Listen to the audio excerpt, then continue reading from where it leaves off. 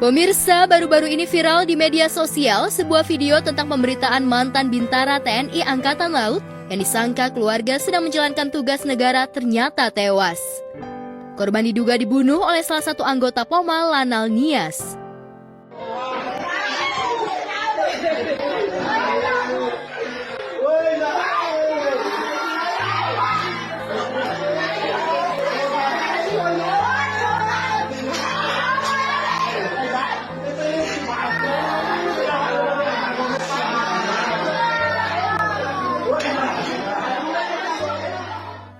Dalam video yang beredar tersebut, terlihat sebuah keluarga menangis mendengar kabar anaknya diduga dibunuh.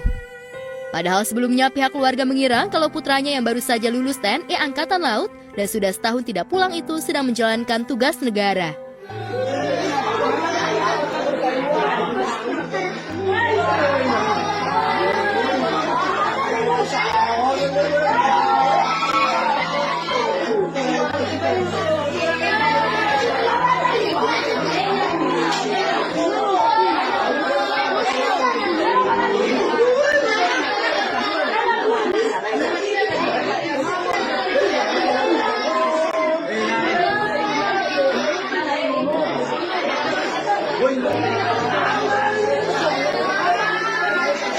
Harapkan kepada anak saya ini dulu supaya ada langkah hukum yang benar, jangan dibiarkan saja. Kami minta tolong kepada Panglima, Presiden, Pak Yasona Lawli supaya didukung ini, jangan merajalela ini ke masyarakat. Terutama dulu kepentingan kami sebagai orang tua korban ini supaya didapatkan mayat dan dikembalikan ke kampung sendiri, ke halamannya. Rencananya kami akan memfasilitasi untuk keluarga korban berangkat ke Padang, dalam ini untuk bertemu penyidik, dalam rangka diambil keterangan dan identifikasi jenazah. Dalam keterangan di akun media sosial Instagram Medan Chat, Iwan Sutrisman Telaum Banua, mantan calon Bintara TNI AL Angkatan 2 tahun 2022 itu dibunuh oleh salah satu anggota Pomal, Lanal Nias. Kabar pembunuhan terhadap korban itu baru diketahui pihak keluarga setelah Pom Lanal Nias melaporkan kejadian tersebut belum lama ini. Keluarga sebelumnya telah ada hubungan dengan Serda AAM ini, di mana Serda AAM ini menjanjikan kepada pihak keluarga untuk dapat memasukkan putranya yaitu IST ini menjadi prajurit TNI AL, di mana sebelumnya IST ini telah gagal dalam seleksi calon Bintara TNI AL tahap 2 di Nias yang dilaksanakan oleh Mako Lanal Nias. Jadi IST ini telah gagal, dinyatakan tidak lulus. Tetapi oleh oknum ini, Serda AAM dijanjikan lulus dengan imbalan sejumlah uang sekitar lebih dari 200 juta. Kemudian mereka berangkat ke Padang. Sampai dilaporkan mereka tidak ada kontak. Berdasarkan pengaduan ini kemudian Danjen Pomal melaporkan kepada saya, kemudian saya perintahkan untuk menindaklanjuti pengaduan masyarakat ini dengan melaksanakan pemeriksaan dan penahanan terhadap Serda AAM. Keesokan harinya didapati pengakuan bahwa Serda AAM ini beserta seorang warga sipil berinisial MAA telah mengaku menghilangkan nyawa IST ini.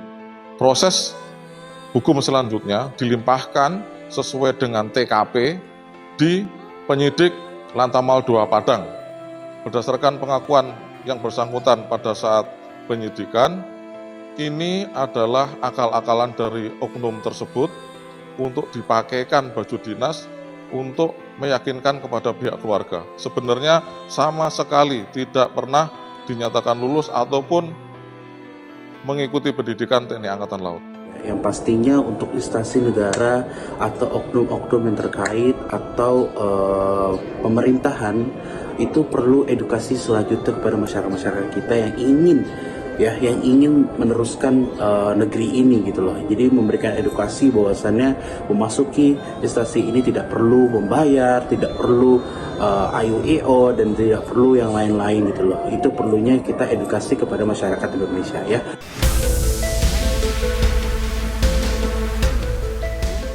Sementara itu di lain peristiwa, tak terima ditegur karena sandal kotor, seorang wanita tega menusuk penjaga toko hingga tewas. Pelaku penusukan penjaga toko pakaian di Kelapa II Tangerang Selatan itu akhirnya menyerahkan diri ke polisi setelah sempat melarikan diri. Korban penusukan RA tewas ditikam di depan toko pakaiannya pada hari Senin pagi kemarin. Menurut informasi yang ada, kejadian tragis tersebut berawal ketika korban sedang membuka toko pakaiannya dan pelaku memarkirkan mobilnya di depan toko. Saat korban sedang mengepel, pelaku memasuki toko dengan sandal kotor. Korban menegur pelaku, namun pelaku tidak terima dan meneriakkan kata-kata kotor kepada korban hingga terjadilah cekcok di antara keduanya. Meski sempat dikejar oleh pengemudi ojek online, namun pelaku berhasil melarikan diri. Namun tidak lama setelah kejadian, polisi berhasil menangkap pelaku.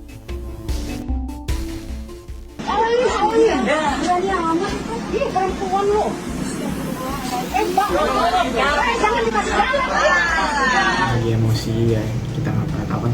Karena kalau cewek kan lebih pakai feeling ya, lebih ke perasa ya, mungkin ya kita nggak tahu dia lagi ada masalah apa. Tapi kalau dibilang sangat disayangkan ya sangat disayangkan lah maksudnya. Cuma tetap sih maksudnya nggak bisa dibiarin lah maksudnya, kayak kalau bisa jangan sampai ada kekerasan lah.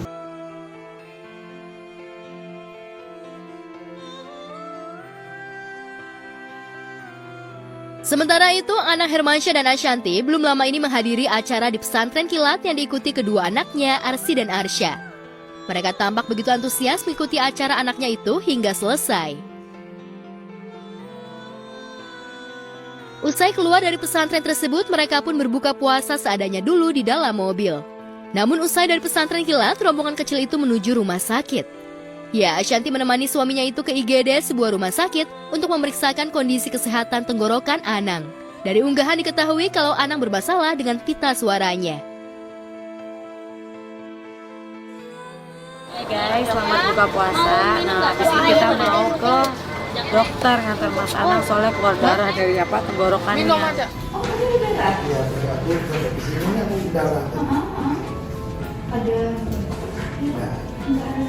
Tapi emang beberapa kali itu kan live itu dia pakai suaranya tuh pakai suara leher, jadi leher diforsir.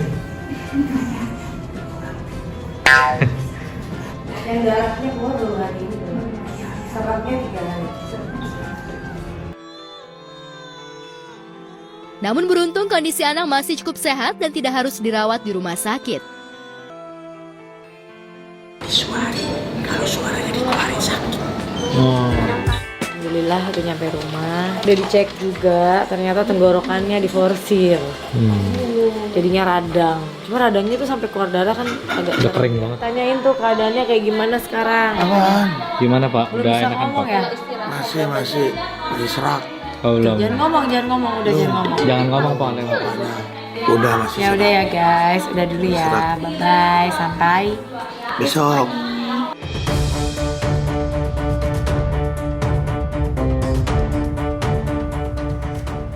Kasus pengalihan tanah milik artis Nirina Zubir yang dipindah alih kepemilikannya oleh mantan asisten rumah tangga ibunya, Riri Kasmita, masih bergulir di pengadilan.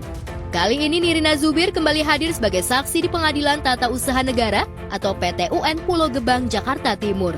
Kehadiran istri dari Ernest Coklat itu diketahui untuk memberikan kesaksiannya atas gugatan yang dilayangkan Riri Kasmita. Tadi itu baru pemeriksaan persiapan. Jadi istilahnya tadi Nirina juga sebenarnya di sini posisinya adalah turut tergugat. Nah, punya hak untuk tidak hadir hari ini gitu loh. Tapi karena Nirina juga mengikuti hukum dan sebagai warga negara yang baik, ya udah ada panggilan dari pengadilan, nah datang gitu. Nah, buktikan bahwa di sini Nah tidak bersalah dan justru di sini Nah membuktikan bahwa Nah ada di pihak yang benar gitu loh. Kagetnya tuh lebih kalau tujuannya udah jelas lah, mereka pengen ngusik ketenangan keluarga kami aja gitu loh. Tapi yang Nah kaget bukannya itu. Yang Nah kaget adalah wow, berani sekali ya. Kepolisian aja digugat sama dia di Jakarta Selatan. Kemudian di Pulau Gadung ini BPN yang digugat sama dia. Penasaran, kenapa sih? Ada apa sih? Di mana sih yang kita tuh menyakiti kamu kah? Yang bikin kamu jadi sebegini bencinya mungkin, atau sebegini punya masalah dengan kami tuh apa sih gitu loh. Karena seingetnya keluarga kami, khususnya mama kami tuh nggak ada pernah melakukan sesuatu selain mensejahterakan keluarganya dia kok gitu loh. Nirina mengaku heran dengan gugatan yang dilayangkan oleh Riri. Sempat terjadi perdebatan dan saling tegang antara Nirina dan kuasa hukum penggugat. Kuasa hukum penggugat merasa terganggu dengan ucapan Nirina saat diwawancara wartawan.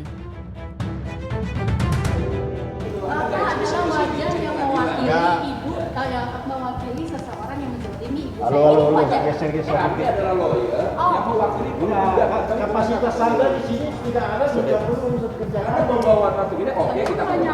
Tapi kalau saya lewat Anda bilang jangan lewat sini, Anda logika aja. Saya lawyer yang ini. Bilang sebagai warga, saya bilang, saya ngomong apa sih? Kita yang mewakili kita warga.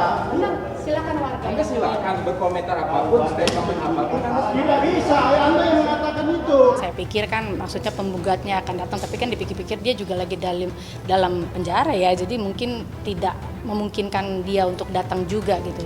Tapi intinya adalah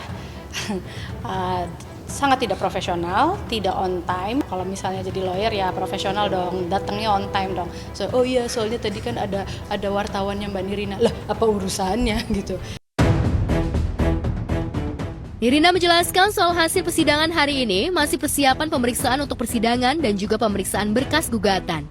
Walaupun penggugat tidak hadir karena sedang berada dalam penjara, namun Nirina menilai pihak penggugat sangat tidak profesional karena banyak mengulur waktu dan banyak melakukan perdebatan.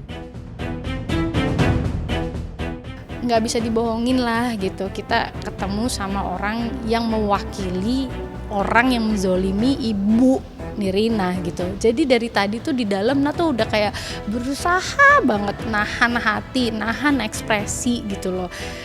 Dan tuh nggak pengen punya rasa benci karena itu tuh nggak enak rasanya, capek dan apa ya, bisa dilihat seperti apa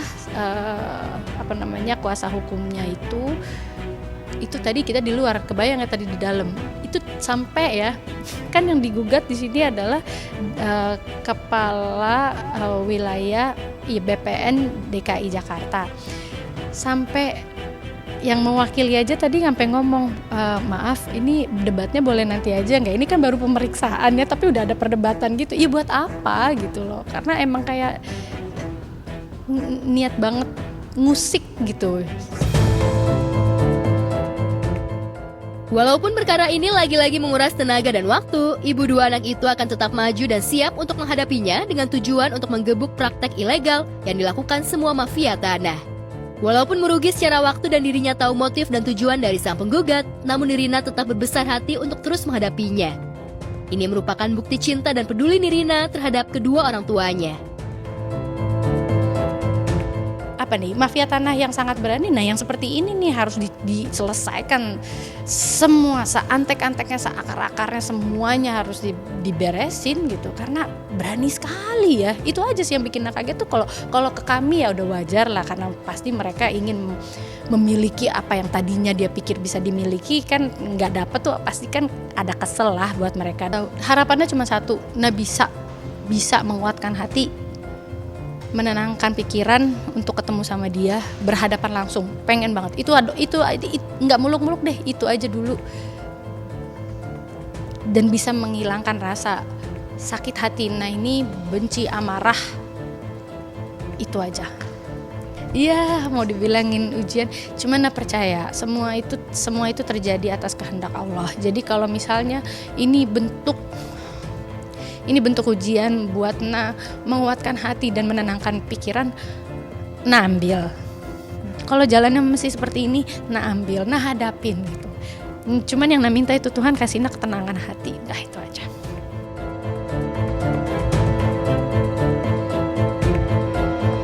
Mobil Mini Cooper yang sempat menjadi